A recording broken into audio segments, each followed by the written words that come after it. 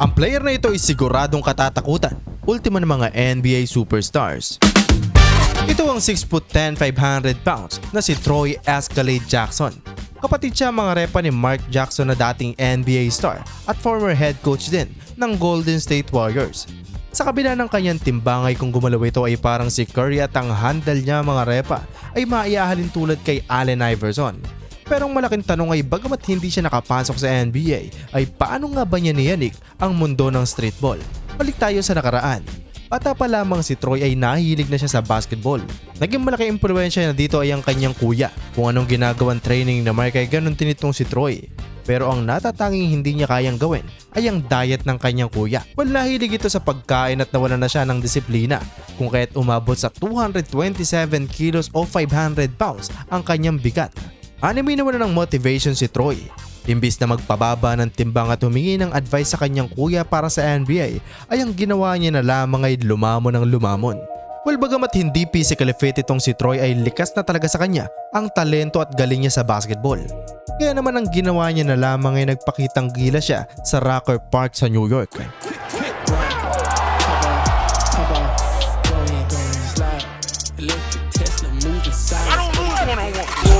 Maraming na-amaze sa kanya mga repa. Sa kabila kasi ng kanyang timbang ay nagagawa niya pa din ang ganitong galawan. Pinatunayan niya na sa kabila ng kanyang bigat ay kaya niya pa ding madominate ang basketball. Well, dahil sa kanyang pinamalas na galing ay napansin siya ng isang bagong kumpanya na gustong magpakilala sa merkado at ito ay ang End One.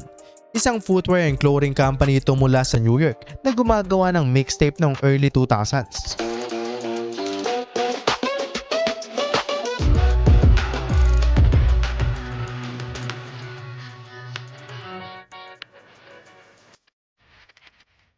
Well, kinuha nila si Troy mga repa at nakasama niya dito ang legendary ball handler na si The Professor. Dahil sa kailang tandem ay lalo pang umugong ang End One na talaga namang sumikat sila hindi lang sa Estados Unidos bagkus pati sa buong mundo. Sa katunayan ay noong 2005 ay naisama sila ni The Professor sa cover ng Sports Illustrated na kung saan tanging legendary athlete lamang ang nagiging cover nito. Nakakatuwa lang mga repa dahil bagamat hindi sila nakapasok sa NBA ay na-dominate pa din nila ultimo ang mainstream media. Ganong katindi ang kanyang iniwang legasiya. Well, dahil sa kanyang size, ability at personality ay naging fan favorite siya. Lovable giant na maituturing para sa kabilang banda ay ang kanyang weight issue mga repa ay unti-unti na din kumakato kay Troy. Bukod sa kanyang teammates ay pati na din siya mismo ay napapansin na ang kanyang timbang ay hindi na nakakatulong sa kanya katulad ng dati. Sa halip ay ito ay nakakapagpabagal palalo sa kanya. Well, inadyokan naman siya ni The Professor na magbago na ng lifestyle. Sa katunayan ay humingi pa ito ng tulong sa kapatid ni Troy na si Mark. Pero sa huli ay tinanggap na lamang nila na si Troy ay wala ng interes na magpababa pa ng timbang. Well, siyang tunay na ang lahat ng kanyang tinatamasang kasikatan ay bukod sa kanyang talento ay mula din sa kanyang pisikal na pangangatawan. Pinatunayan niya kasi na kaya niyang gawin ang mga bagay na sa tingin ng karamihan ay imposible lalo na sa kanyang timbang.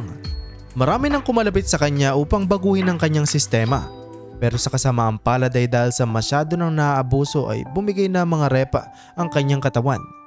Noong 2011 habang sila ay nasa isang streetball tour ay sa di inaasahang pagkakataon ay binawian ng buhay si Troy habang siya ay natutulog sa edad na 38. Na-diagnose siya at napag-alaman na hypertensive heart disease ang kumitil sa kanyang buhay. Maraming nagulat sa kanyang pagkawala mga repa. Ganun pa man ay sa kabila ng kanyang pagpanaw ay nakatatak na ang pangalang Troy Escalade Jackson at ang kanyang iniwang legasiya sa basketball.